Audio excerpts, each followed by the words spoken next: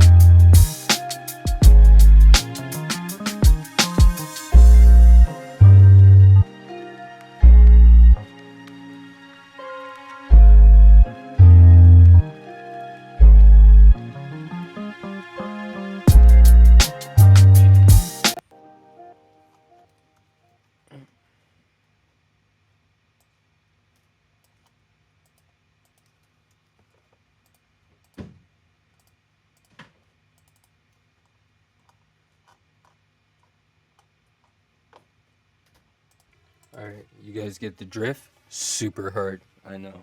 Alright, okay. So first off, I'm going to show you now how it sounds with everything bypassed. So I'm going to mute all the mastering processing. I'll mute all the beat bus processing. So just let me, excuse me, I don't know why I keep grabbing that. I'll mute the beat bus process, even though there's not like really too much, but let's go about it, and let me just mute everything.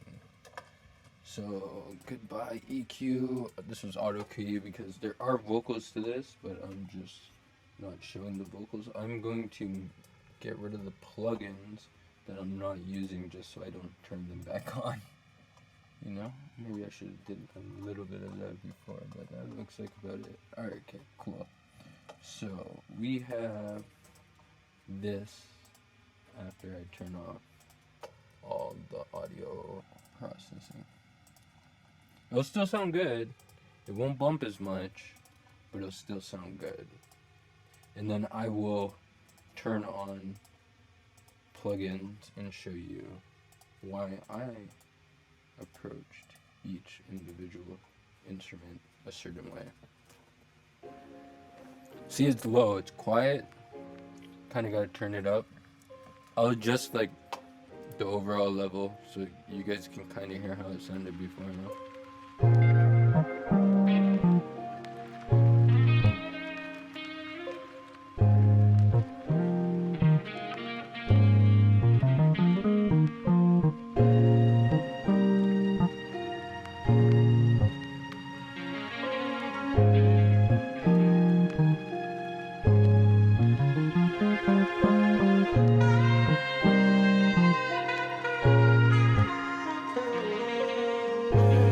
What you also can notice about, like, for example, like the sax is a little out of place now, like compared to when I was mixing it and had everything on. A lot of these instruments are kind of like everywhere now, and it's kind of like no kind of balance or core, but there is balance because I do have like some of these audio tracks level, but you guys get the drift. So I'm just gonna dive in right away. First track up.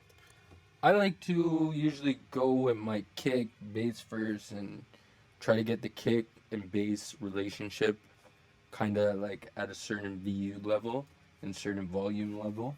So right away I trim everything. I trim everything based off how loud each individual sample that I receive is. Sometimes you could grab it and trim it all down -10, whatever. Sometimes I take it that extra mile where I will go in and VU each sample to be like, you know, roughly around that 18 VU mark. Again, if you don't know what -18 VU is, it is, I mean, 0 VU at -18 dBFS. Sorry. Because I know some of you guys are going to be nerds and be like, oh, da-da-da-da, what are you saying there? 0 VU at 18 dBFS is right here on a VU meter, calibrated to 18 dBFS. So when this needle is going to 0 VU, you will know you're at 18 dBFS if your VU meter is calibrated to 18 dBFS. The reason why you want to hit around 18 dBFS is because that's like the level that these plugins and software and like real analog gear operate at. So it's called the sweet spot.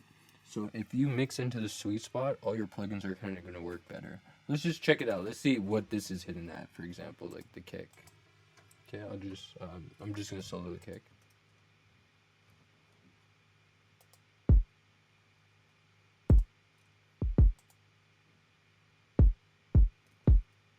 Yeah, so see, it's somewhere around that 0 VU mark. Somewhere around that 0 VU mark. Alright, okay, so let's go to that bass. I like that bass. I'm going to show you guys that bass with the kick and how they have like a relationship with each other. So the kick, I bet you, I mean the bass, I bet you I trimmed it down to 0 dB. Maybe I didn't, maybe I just let it bump, but let's check it out. Let's check out what this bass is looking like.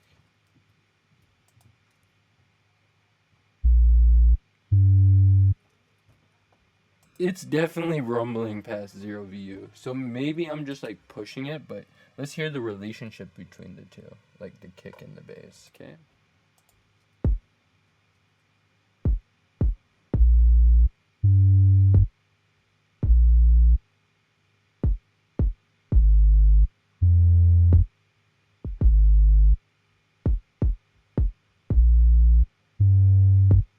So right right off the bat, you can tell like kick's kind of like being overshadowed by the bass. So I would grab an EQ and I would find the overall like frequency I really want to boost to like change that character of the kick. Like this is like a Mike Dean trick, you know what I'm saying? So I'll find like I usually just use the typical EQ7. I'm the old school kind of guy, like some of those old school guys, you know. Like if it works, it works. So I grab it and I would just pull it up and find that like that real character of the kick. So I'm gonna turn this EQ on and off, and you guys can hear that kick kind of tonality change.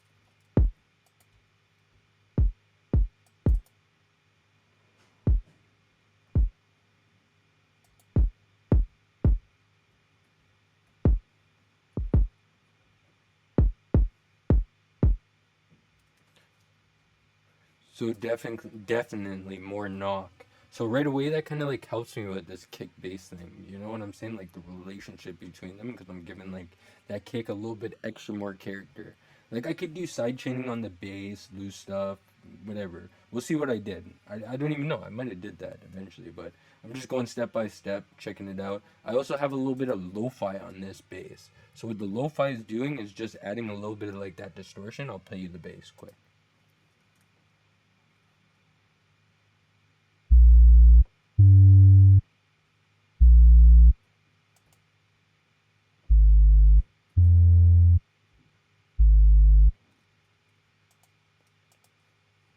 Now I'm just gonna flip it, so those parts that you heard when they were on and off, I'm just gonna switch it.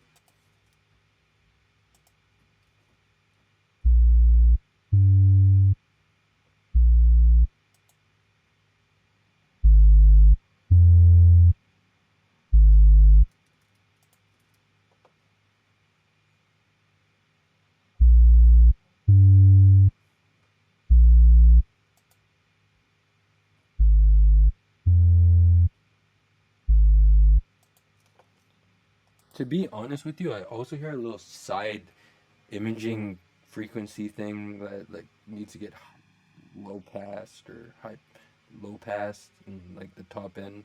But I'm hearing that now that I have headphones on. I was in the studio where like I have a huge sub and it was blasting in there, so I probably didn't notice that when I was mixing this beat.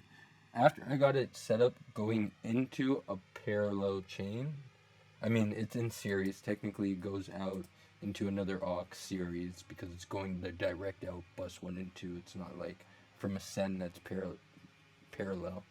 And that goes into an aux where I'm just doing some compression on that bass.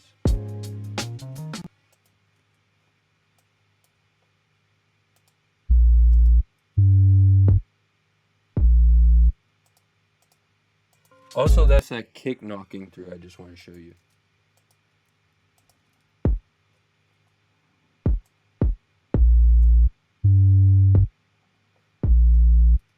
I guess because I went a little heavy on the bass, I'm kind of backing off with that compression to kind of control it. You know what I'm saying? And put it back to another like little bit of a lower level and just control it. So I have like on this compressor, I have like the attack set to little slower than normal, not too fast. You know, not catching the transients that hard, soft ratio, barely doing any gain reduction, threshold barely touched, a little bit of gain to add back in, and just my release is just auto release. So the plugin's just gonna, compress it and release it based off the actual waveform. And then I got a little bit of smooth operator. I love this plugin. The smooth operator is like a resonant frequency for individual audio tracks, whatever it may be, bass, vocals, whatever, and we'll just analyze the waveform and basically find out resonant frequencies where it believes it needs to take away frequencies. Kind of like Soothe, but a way cheaper and affordable version. and I don't mind using Soothe, and I tend to get it. I mean, I'm probably going to get it soon, but Soothe, I mean Smooth Operator. Its name is exactly it. It's amazing for this sidechain feature too. I run it on vocals, and sidechain might beat buzz to vocals. If you watch my other videos, you can see how I describe different types of sidechain for 2-track beats and vocals. Check out what this is doing. I think I'm just like cutting off the bass top resonant frequency.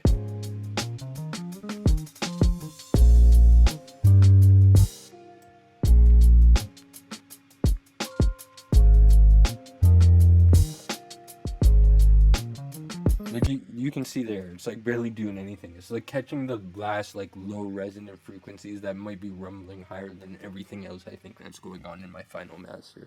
Like that's me being a genius, you know what I'm saying? But like not trying to big up myself. Next track we got is, let's go to the snare. Let's check it out. What's popping with the snare? Looks like I got Smooth Operator on the snare. I'm running it on a lot of things. Smooth Operator barely, just touching that one main point of that resonant frequency, you know, again. I got a little bit of EQ on here. I'm adding a boost at 4K, giving the snare some edge, like that 4K region is edge.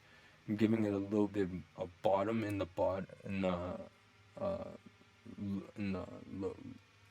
low end. Sorry, at like 100 hertz. I got a little bandwidth on that 4K. I guess I'm opening up frequencies. I don't think it's bugging the vocals, or else I wouldn't have used that. Sometimes you can like kind of bug the vocals with that, and you know what I'm saying? I'll go into like FabFilter, I'll analyze it between different tracks, and I'll be like, oh yeah, it's kind of like, you know, they're clashing with each other, and I'll take that out. You could watch some of those tricks in my other videos if you want. By the way, if you're on Twitch right now with me, I do have a YouTube channel that I post these videos to after, so you could go to my YouTube channel and check all that stuff out. I also like record tracks on the fly, like in a more basic way, and you know, show you guys how I do that stuff too. But hold on, just give me 1 second. Oh, the day's so busy. The day is so busy, folks. And that basketball game is about to start soon.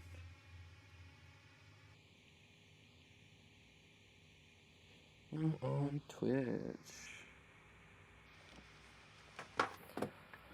So next off, we have that snare. Let's check what's going on with the snare. I kind of rock with the same Pultec vibes on the other snare, because it's like one snare, and then we got the next snare that comes in. So it's kind of like I kind of just rock with the same settings. So really not much to see there. It's kind of just like, yeah, I like this, kind of cool textures. Level it out, balance. Balance is key, folks. Like these faders are like technically compression in almost a different way. Like if you need volume, just maybe raise the level instead of like adding a compressor and cranking it, folks. You know what I'm saying? But another thing too is like on the hi-hats, like crazy multi-band EQ right here. That's the overhead hi-hat kind of. I'm just taking out some of that low end that was really bothering me. I could have took out even more, probably dropped like an EQ on here, which probably is cool. Like I'll still do it. And, you know, just taking out like some of that extra noise so like the bass can breathe. Like that's a big thing, guys. Like,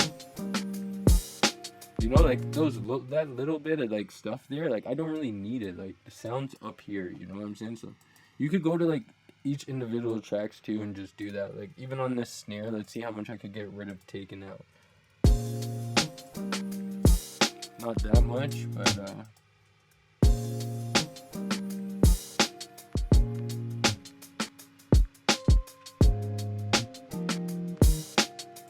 you know, something like that. Just get rid of some of this. Like who do I really need 20 hertz in my snare? Like sometimes I might, but like let's be honest, folks. All right. What else do we have here? On here we got the next snare.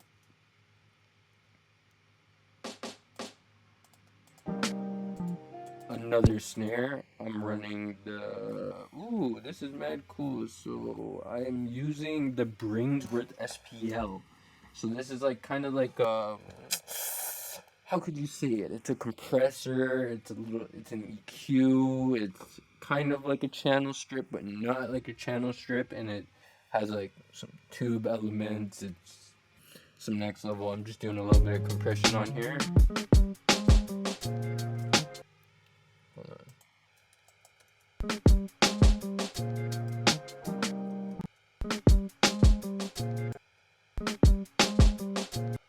Just gives it a little bit more depth. Let's check it out. A little EQ, probably taking out resonance. Not too much, folks.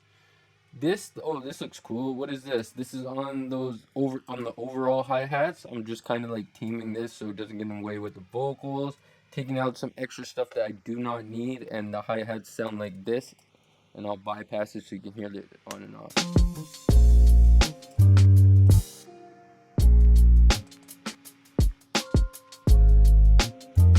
It also makes it dance more and also gives it a little lift. Cool.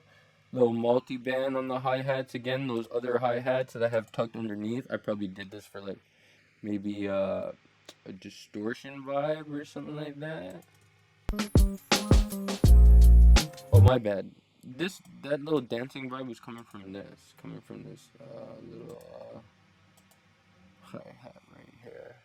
And then I got underneath, I got these other hi-hats doing its thing in a little bit multi-band. I also have the multi-band on the other hi-hats. Let's check this out. More EQ on some hi-hats. What else do we got? Some low-level compression going on here. And I have that on the other hi-hats, this hi-hat loop.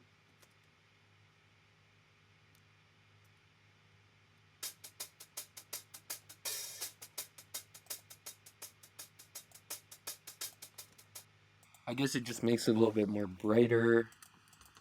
You know what I'm saying? When I just turning it on and off. What else do we got here? We got some more low-level compression. Some high-level compression. Some more EQ, folks. And then I guess on the electric guitar, I didn't do anything. I like the way it sounded. On this sax, what is doing the vibe on the sax is a little bit of multiband. That's what's making that sax really stand out, is the multiband compression. So I'll play it.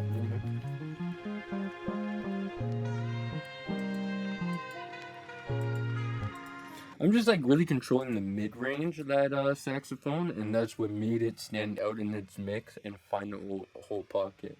Like, that multiband makes sense in the mix. Also, some more soothe on those chords. I love piano-centric on like chords, anything kind of stuff like that. Piano stuff, of course. A little bit of delay. Show you how this sounds on and off. That's on. Now I'll play it off. Not much of a difference, but you can tell it dances and holds a better key.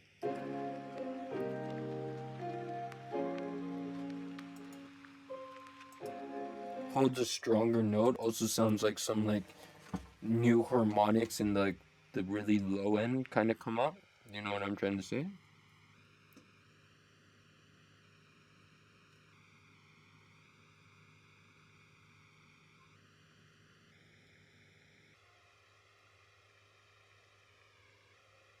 Sorry guys, just one sec.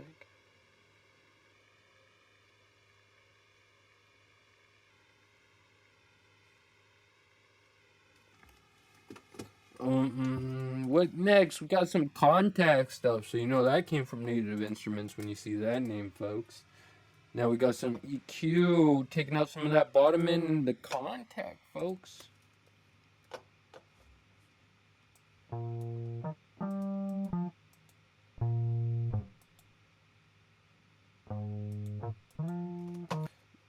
Looks like I really took out a resonant frequency and cut the low end because I did not need it. I got some Saturn on here for some like drive, some sustain, tonality, more so using like the integrated like lo-fi effects that they kind of got, and just overall saturation and like a, you know, clean tube sense, like, you know, like good old saturation, and that just adds a flavor. I'll play it on and off.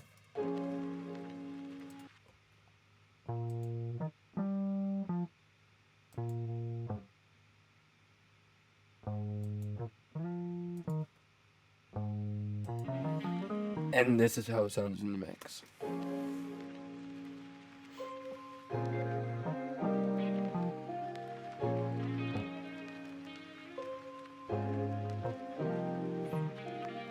It's kind of an instrument I did not want competing with anything. On the strings, not too much, just level balance. And now let's head over to my beat bus. So all these tracks go to a beat bus where it is routed right down here. I have an all Vox bus. If you watch my other templates, you will see what I'm talking about. On my beat bus, it's not much. This is like auto key, just find the key of the overall beat when I was recording the vocals because it needed some tuning. The VU meter, just to check where I'm at overall level in terms of VU. I have it like calibrated to 14, not 18 right now because I'm kind of like pushing things, but I don't believe in like 18 in the long run. Like, let's be honest, guys. Like, you guys are all pushing way harder than that, so like stop lying to yourself. But also I got an EQ here, just kind of like taking out some of the low mids, a little bit of some resonant frequencies that were probably clashing with the vocals. Like if I play the vocals, you'll probably see like this analyzer come up where it would start turning certain frequency areas that were clashing with each other red. If you watch my other videos, you will see that, and like that's probably a clashing area, that's a clashing area, and that's why those two EQs are there, taking out kind of the, like a little bit just so I can have the vocals sit better. A big mono dive in the mids, just have the vocals sit better. And I'm gonna go over my mix bus, guys, because my mix bus, that's like the biggest part of my chain. That's like where I'm getting level. The mix bus was also dictated off my like mastering chain, but my vocal chain, and I'll just go about it and show you that for a second. But just give me 1 sec.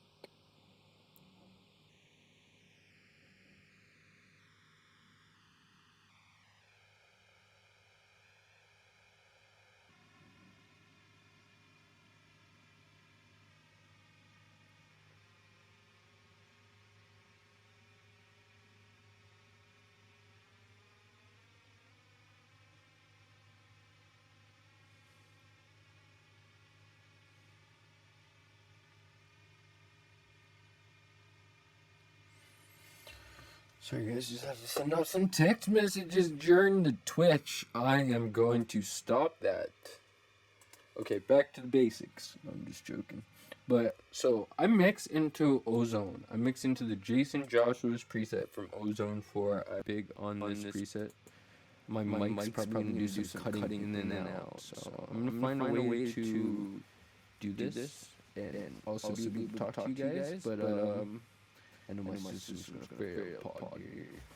But basically it has some like multi-band harmonic exciting going on, multi-band compression, some stereo imaging, and some EQing. All this is like my glue. I mix into this. Sometimes I push things extra hard in the box into this plugin because I'm able to. This plugin allows me to push extra hard. Just like some engineers own some mixers would push extra hard. This is kind of like the same idea. You know, same philosophy. So I'll play you it with the Ozone and show you how it sounds, and then I'm gonna run through all the other plugins. But actually, let me talk about it first. Vitamin's there for my like stereo imaging on my master. This SSL there is here for my, T-Rex bus comp. Sometimes SSL that's there, comp. And this is just my glue. It's like my bus compression. If you guys don't know what bus compression is, you guys can research that or watch my other videos. But bus compression, what it is, it's like my glue. It's kind of like taping all my instruments together, kind of like locking it in and compressing it in a way that's like I'm making a block, but like not a block, but like a breathing block. Like still keep it dynamic, but kind of like control it. After that, I go into like my BXV3 or B2 depending on what I like to use. I like B3 most of the time. It sounds more overall balanced compared to B3 can sound shiny. And what I'm doing is taking out some of that low side stuff, information that I don't need, probably coming from the 808, knowing that it is a stereo 808. And I'm just notching out some frequencies that I don't like. These are probably for like vocals and a little crispiness of like I don't know, clap and stuff. But this is all this mastering stuff is also dictated off my vocals that I'm not playing right now. But it's still, if it wouldn't work with my beat and the vocals, I wouldn't use it. Again, I have my drummer mastering processor that's kind of like is it's exactly what it says, intelligent mastering processor. It adds clarity and depth, and like it just this wet and dry knob is kind of how you control how much of effect you want, and then this knob would be for like how much of effect you want to push into it. And like I really like kind of keep it around 50. Then after I'm running into a limiter, and just typical limiting, brick wall limiting, and I have a true peak on set to 0.3, so nothing can like go past that true peak line. And then I have LUFS meter just to see how loud I am. Alright, I'm gonna run it with the master on, folks, and I think I've talked so much. So I'm gonna sign out, and I hope you guys enjoyed the Twitch today. And I'm gonna be back with more basic videos. This was kind of just to show you guys how I go about treating stems in a mix, and what it sounded like before and what it sounded like after. Sorry for all the dropouts. That's my buffer size on my computer clocking out. Also, my display has been acting up. I gotta go take it to Mac, get it fixed. I have Apple Care. Don't worry, I should be good, guys. Well, I know it'll be good. But yeah, so like if I lift my computer for it, I'm kind of like getting these like glitches, more so you can see them on like on like more of a white screen. But for Pro Tools, it's not too bad. I'm gonna play this for you with the master bus on, and I will bypass the master bus so you can understand like the crucial element of its overall volume and how it's just literally like I'm not sending this off to mastering. I'm doing it myself. You know what I'm saying? I'm pushing the levels to meet an industry standard and compete with the world. And I just kind of have hacks to do it because I don't really own too much analog gear. At my studio, I have analog gear. I push it in those boxes sometimes a little bit more than I can here. But it's a debate. Sometimes I push in the box more. You know. But anyways, before and after, I'm muting my mic, and I'm saying goodbye to you guys from now. If you guys missed this Twitch, and you're not here right now, sucks, no, I'm just joking. You are here now, and you're watching it on my YouTube. I need likes and subscribes, comments, like love, hit me up, give me a do mix, ask me questions, follow me on IG, Monks24, and if you guys are interested in Pro Tools templates and stuff like that, you guys can hit me up. I'll drop my email in the bottom so you guys can check it out in the info. And yeah. Alright. Before and after the master bus processing. Say goodbye, folks. I know you guys hear my voice, but my computer is gonna kill me. My computer!